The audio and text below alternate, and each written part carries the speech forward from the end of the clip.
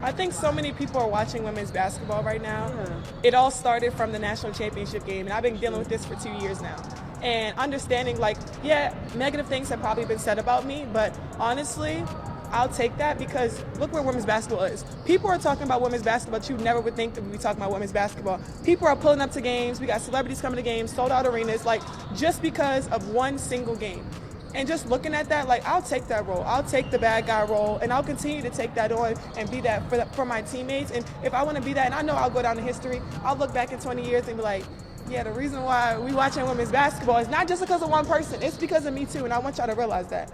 Like, it's not just because of one person. A lot of us have done so much for this game, and Kennedy has been here before, obviously, but there are so many great players in this league that have deserved this for a really, really long time, and luckily... Angel Reese has always aspired to be everything Caitlin Clark is.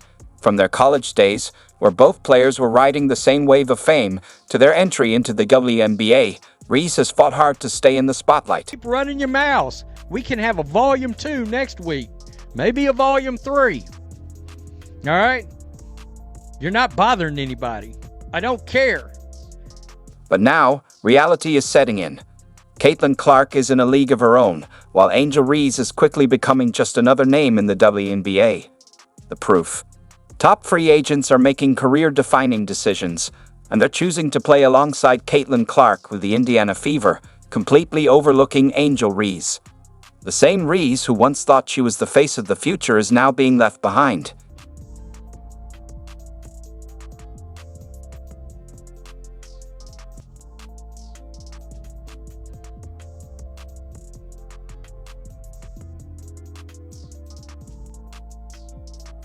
This isn't just a basketball story. It's a wake-up call for Angel Reese and her fans. These people don't understand. I've been doing this long enough to know. Sorry, I set a trap for you. And the goal here was to be able to expose Angel Reese fans for what a lot of them are. Now, are some of them sensical? Of course. All right? But I come on here and I point out the flaws of her basketball game, and that makes me a racist, yada, yada, yada, right? I mean, it doesn't shock me, okay? A lot of these people probably voted a certain way, a way I didn't, and that's also a problem for a lot of these folks, right? Reese and Clark were expected to be the defining duo of the 2023 to 2024 college basketball season. They were rivals, but Reese always saw herself as Clark's equal, even trying to outdo her with viral celebrations, trash talk, and a self-made narrative that placed them on the same level when LSU won the national championship in 2023. Angel Reese made sure all eyes were on her. She mocked Caitlin Clark with the infamous "You can't see me" taunt and showed off her championship ring in Clark's face. She wanted the world to see her as the dominant force, the next big thing. Mabry comes up with the board. Long pass, perfect to Reese. She was unable to get it in. And they play some beautiful basketball. Again, no Brianna Stewart today. Chicago's in his 7th. For a while, people bought into the hype. But then Caitlin Clark did what Caitlin Clark always does. She let her game do the talking, while Reese focused on the theatrics. Clark was breaking records, captivating audiences, and rewriting the possibilities for women's basketball. And Angel Reese knows a ring is coming.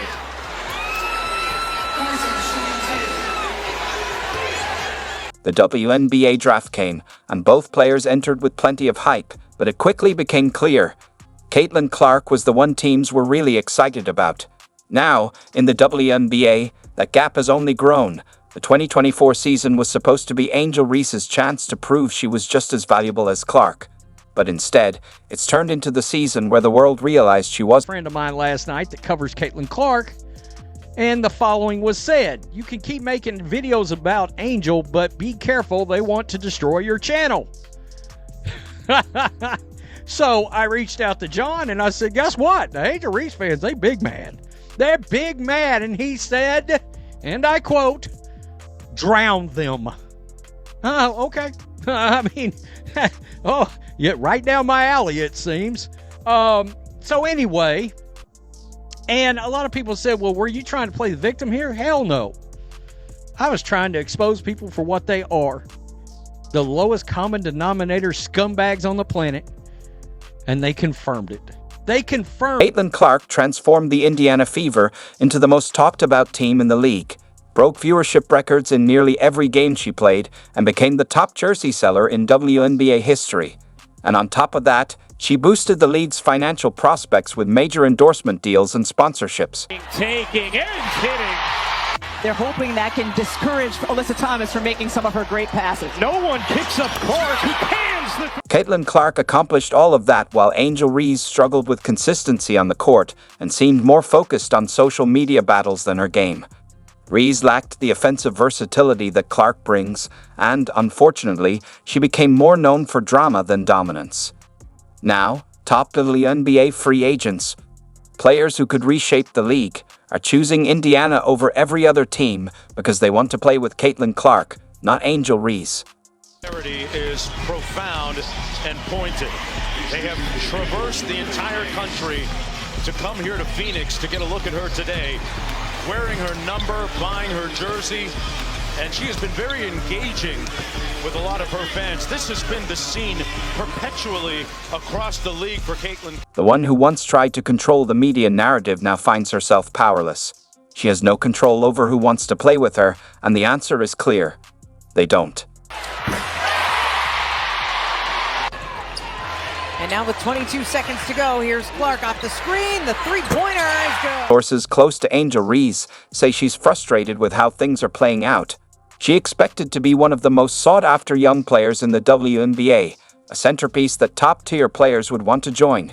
Instead, she's watching from the sidelines as the Indiana Fever builds a super team around Caitlin Clark.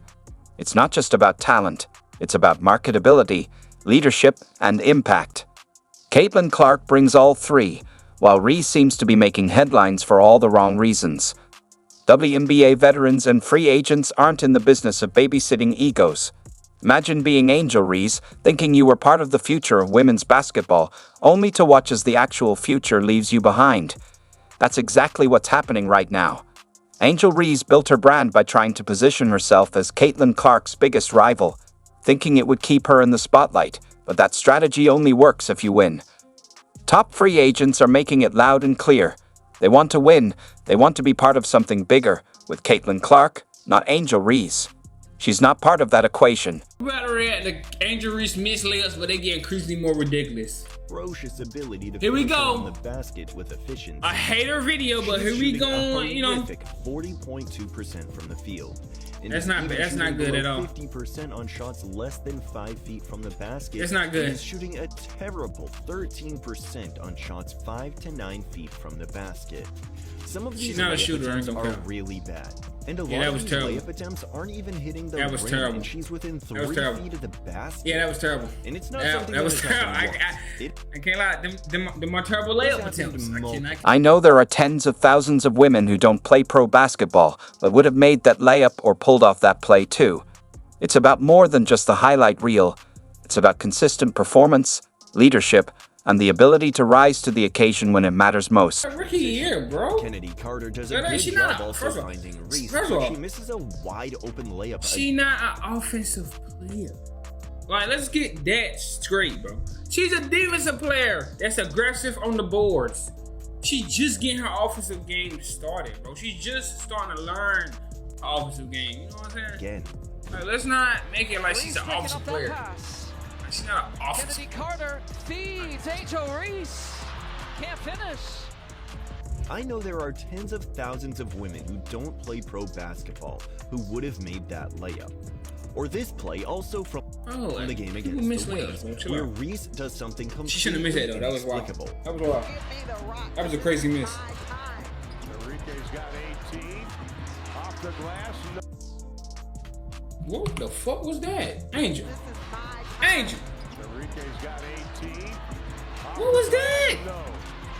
Reese the rebound. Maddie Seeger's got a piece of it. She grabs the offensive rebound like the great rebounder she is, but then tries to do a reverse layup like Kyrie. What? And She well, threw that bit after like catching this. the ball again, she's rejected in one of the worst ways possible. She grabs the offensive rebound, showing her strength as a great rebounder, but then tries to do a reverse layup like she's Tilly. It's an ambitious move, but sometimes it's better to stick with what you know works. Cheryl Swoops, you beautiful, actually not so beautiful. You tell us that, well, Caitlin Clark used an extra year. She did, shoots 40 times a game. She did. Cheryl Swoops is among the dumbest people ever and one of the most talented ever. Really, if you look at Cheryl Swoops' basketball history, she certainly should be considered among the greats, but all that goes away when you're inherently stupid. And let's be honest, we all know that she went at Caitlin Clark because she's a little white. She's rejected in one of the worst ways possible. The delusion is over. Caitlin Clark is the real face of women's basketball, and Angel Reese is left on the outside, wondering what went wrong. For the longest time, Angel Reese had the support of some of the most bitter and outdated voices in the WNBA. People who were determined to tear down Caitlin Clark, no matter what the facts said. Leading the charge was Cheryl Swoops, the so-called legend, who spent the last year pushing an absurd anti-Clark narrative. Swoops, with all the confidence of someone who thought she still had credibility, boldly claimed that no player would want to play with Caitlin Clark. She said it with such conviction, as if she had come to some well-reasoned, objective conclusion. Clark be a good pro? Absolutely. Will Caitlin Clark come into the WNBA and do what she's doing right now? Immediately? Absolutely not.